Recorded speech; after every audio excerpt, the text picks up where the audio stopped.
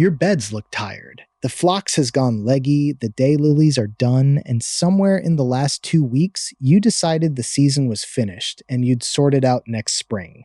That's the mistake. Not a small one either. August is the best planting month of the year for perennials, and most folks spend it doing nothing. The soil is warm right down where it matters. A root put in warm soil now has 10, 12 weeks of growing before the ground goes cold. It doesn't have to make leaves. It doesn't have to make flowers. It puts everything it has into roots. Plant that same thing in April, and it wakes up in cold ground with nothing under it.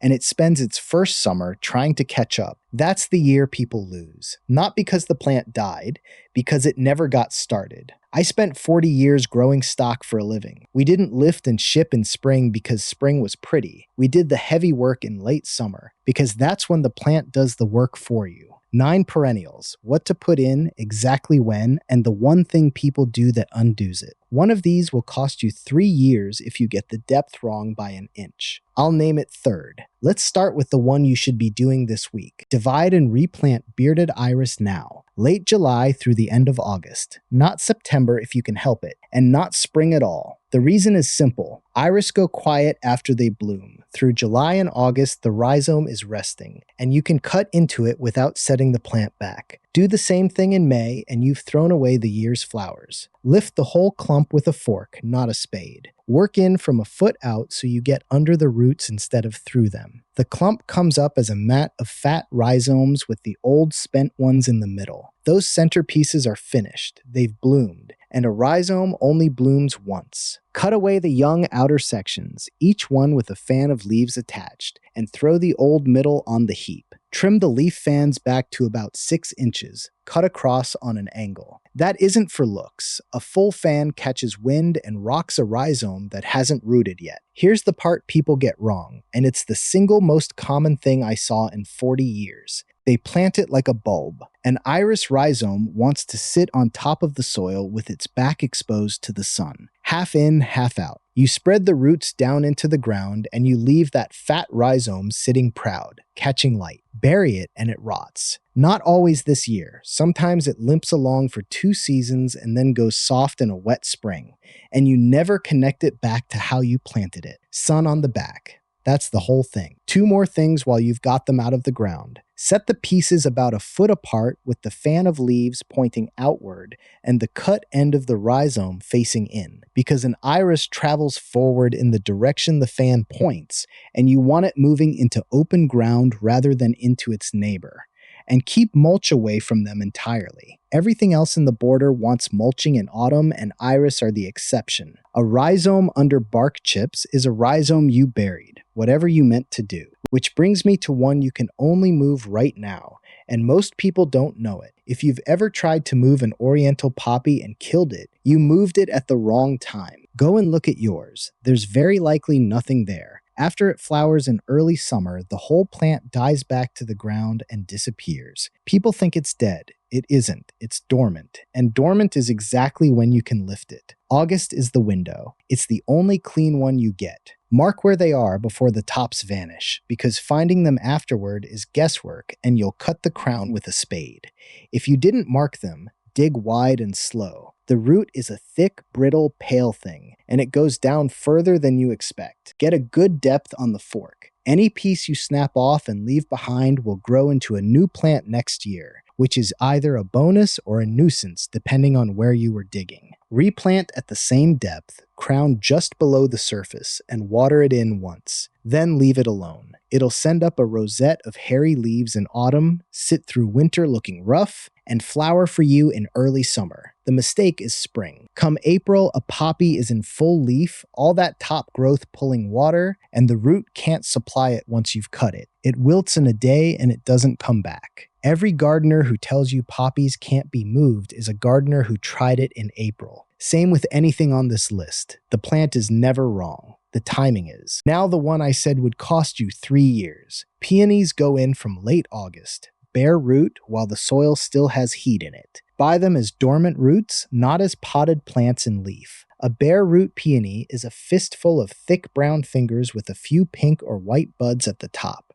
Those buds are called eyes, and they are the whole business. Dig a hole wider than you think and loosen the bottom of it. Peonies sit in one spot for 50 years. I've seen them outlast the house, so it's worth doing the ground properly once. Then set the root so the eyes are no more than 2 inches below the finished soil surface. 2 inches. In heavy clay, make it 1. Plant it deeper than that and the peony will live. It'll make leaves every spring, look healthy, and give you nothing. No buds for years. Then people feed it, and more feed makes more leaves and still no flowers.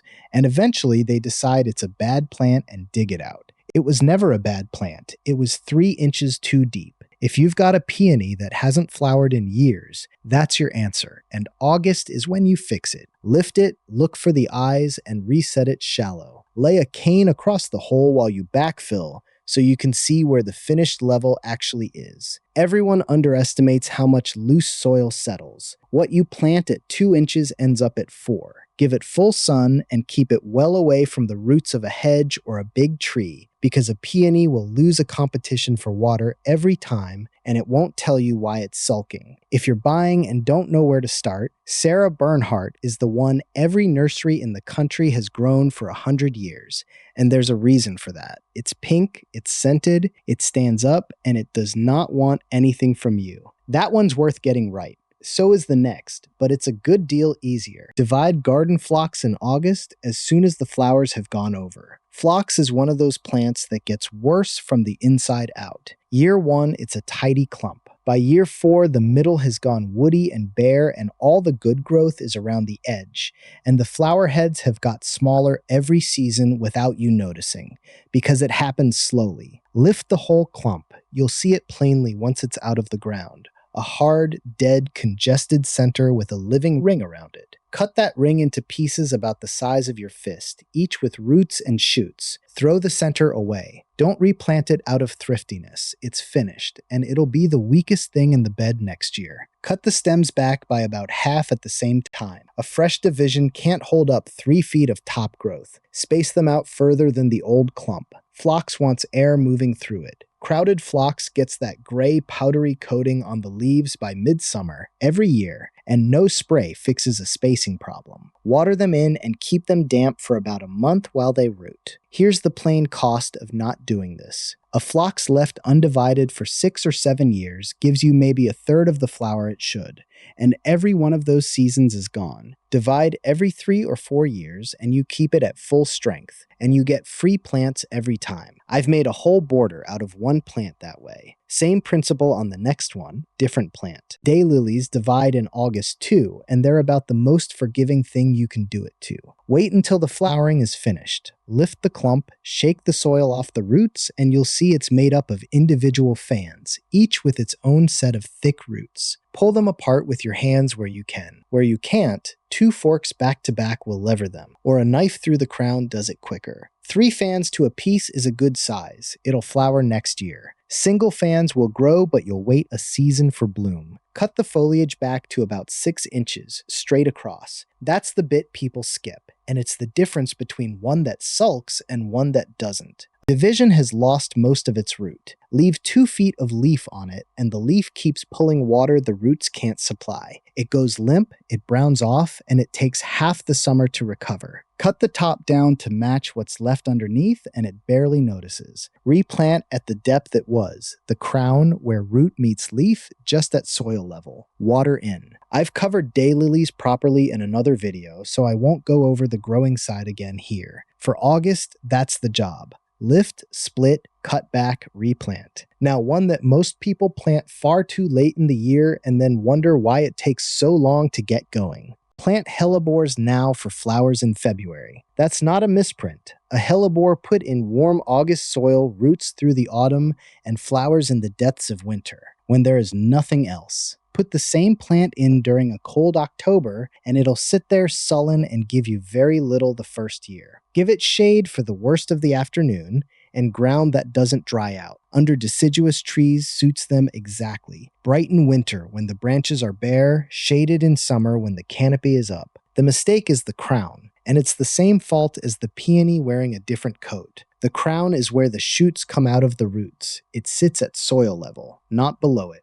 Bury a hellebore crown under an inch of soil or mulch, and it won't flower. And given a wet winter, it'll rot at the neck.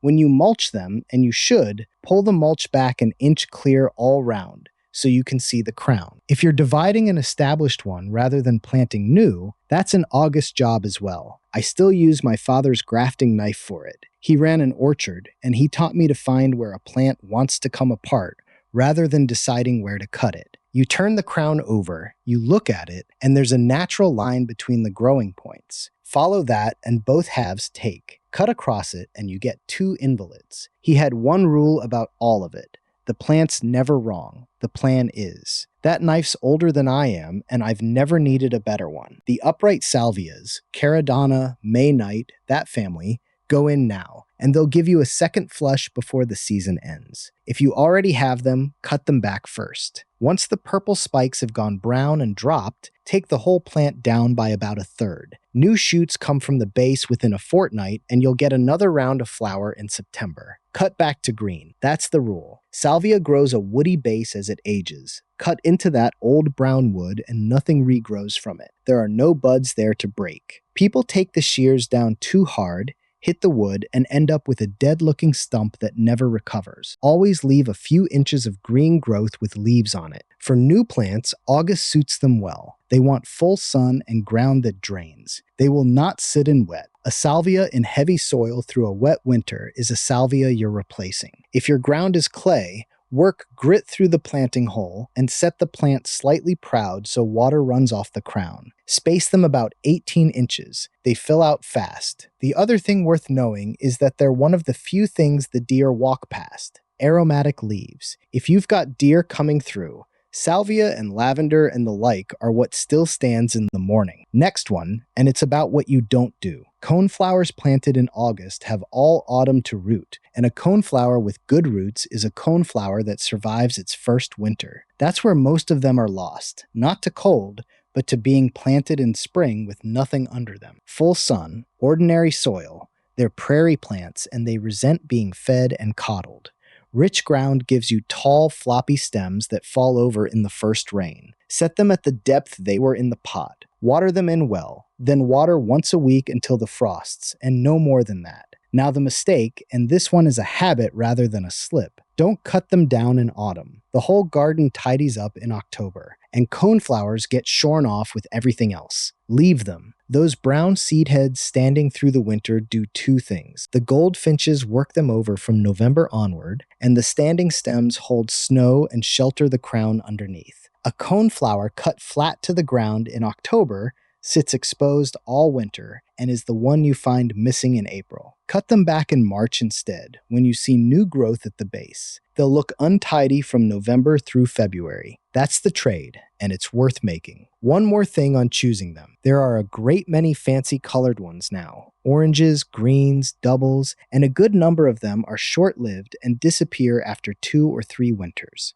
If you want one that's still there in 10 years, buy Magnus, or buy the plain species. The old purple ones are tougher than anything bred since, and they'll seed themselves gently around the border if you leave those heads standing. There's one left, and it's the one you only get one chance at. Baptisia, false indigo, goes in now, and it goes in once. Buy it small. A young plant in a 2-liter pot will overtake a big, expensive one within 3 years, and it'll cost you a quarter as much. That's not a saving, it's just how the plant works. The reason is underneath. Baptisia makes a taproot. It goes straight down, deep, and it does that before it does much on top. The first year, you'll think you wasted your money. The second year, it doubles. By year 4, you've got a shrub-sized thing 5 feet across, covered in blue spikes, and it'll still be there in 30 years, having asked nothing of you. Full sun, any soil that drains, no feeding, no staking, no dividing. The mistake is moving it. Once that taproot is down, you cannot lift a Baptisia without breaking it, and a broken taproot is usually the end.